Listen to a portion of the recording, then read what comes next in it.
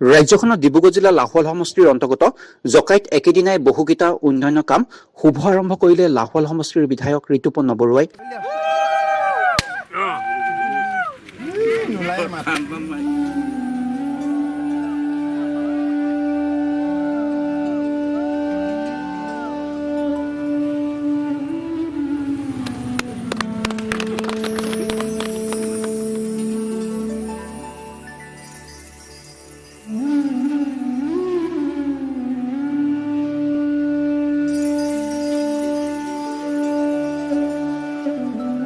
এই বৃহৎ অঞ্চলৰ ৰাইজৰ সুবিধাৰ বাবে আজি অঞ্চলটো বহুকেইটা গুৰুত্বপূৰ্ণ পথ নিৰ্মাণৰ শুভ আৰম্ভ কৰে বিধায়ক ঋতুপৰ্ণ বৰুৱাই।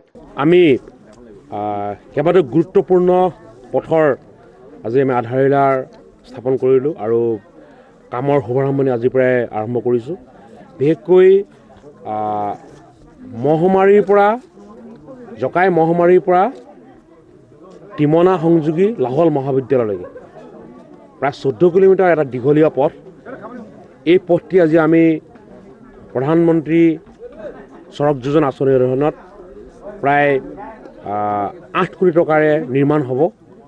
এই পথটি আজি আৰম্ভ কৰা হ'ল আৰু এই পথটিৰ যোগেদি আমাৰ এই বৃহত্তৰ অঞ্চলৰ 95% লোকে কৃষিৰ সৈতে জড়িত। গতিকে এই পথটি নিৰ্মাণ সম্পূৰ্ণ হোৱাৰ লগে লগে এই অঞ্চলৰ অৰ্থনৈতিক উন্নয়নৰ ক্ষেত্ৰত এক অভূতপূৰ্ব পৰিৱৰ্তন হ'ব। তাৰ লগে লগে আমাৰ বৃহত্তৰ লাহোৱাল অঞ্চলত বহু চাহপাতৰ ফেক্টৰী আছে। ক্ষুদ্ৰ চাহ খেতিয়কসকলৰ যিখিনি কেঁচা পাত এইখিনি নিবৰ বাবে আমাৰ বিভিন্ন এই অঞ্চলৰ পৰা যায় ডিব্ৰুগড় চহৰেদি ঘূৰি যাবলগীয়া হয়। তাৰ বাবে তেওঁলোকৰ বহু সময় নষ্ট হয়। বিশেষকৈ অৰ্থনৈতিক আৰু আমাৰ খেতিয়কসকলৰ যথেষ্ট লাভৱান হ'ব এই পথটিৰ নিৰ্মাণ হোৱাৰ লগে লগে। যুগ যুগ ধৰি এই অঞ্চলৰ ৰাইজে এই পথটিৰ বাবে আবেদন নিবেদন কৰি আছিল। আমি এইবাৰ অসম চৰকাৰৰ SOPD আঁচনিৰ অধীনত 65 লাখ টকাৰে এই ৰাস্তাটো নিৰ্মাণ কৰা হ'ব। গতিকে আজি এই পবিত্ৰ নামঘৰৰ প্ৰাংগণে ৰাস্তাটো আমি আধাৰশিলা কৰিলোঁ। ইয়াৰ লগে লগে আমি জকাই হাৰক পথাৰ যিখন গাঁও, এই হাৰক পথাৰ এইখন গাঁৱৰ মূল পথটি পানীতোলাই মূল পথটি অত্যন্ত জৰাজীৰ্ণ অৱস্থাত আছিল। সেইটো আজি আমি অসম দৰ্শন আঁচনিৰ যোগেদি আমি নিৰ্মাণ কৰিম। কিমান লাখ টকা এইটো কৰিব?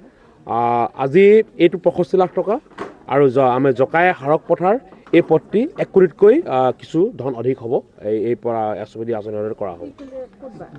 জকাই মহমাৰীৰ পৰা টিমনা সংযোগী হৈ লাহোৱাল মহাবিদ্যালয়লৈ যাব পৰাকৈ 14 কিলোমিটাৰ দৈৰ্ঘ্যৰ পথটি 1 কোটি টকাতকৈ অধিক টকাৰ ব্যয় সাপেক্ষে নিৰ্মাণৰ শুভাৰম্ভ কৰাৰ লগতে জকাই চেঙামাৰী তিনিআলিৰ পৰা 1 নং বৰবিললৈ আৰু জকাই হাৰক পথাৰ তিনিআলিৰ পৰা পানীতোলা গাঁৱলৈ যাব পৰাকৈ বহুকেইটা পথ নিৰ্মাণৰ কাম শুভাৰম্ভ কৰিলে বিধায়ক ঋতুপৰ্ণ বৰুৱাই। বুলি ক'লে ভিতৰুৱা অঞ্চলক বুজাইছিল আৰু মানে ভিতৰুৱা অঞ্চল ৰাস্তা পদূলি বেয়া বুলি ক'লে মানে জকাইৰ উদাহৰণ দিছিল। এতিয়া কিন্তু পৰিৱৰ্তন হৈছে।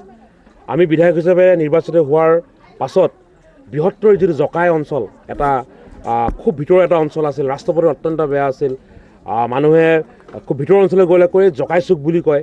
গতিকে আজি পৰিৱৰ্তন হৈছে। আজি মই খুব গৌৰৱেৰে এটা কথা ক'ব পাৰোঁ, আমাৰ বিধায়ক নিৰ্বাচিত হোৱাৰ পাছত বৃহত্তৰ জকাই অঞ্চলৰ আটাইকেইটা মূল পথ আমি নিৰ্মাণ সম্পূৰ্ণ কৰিছোঁ।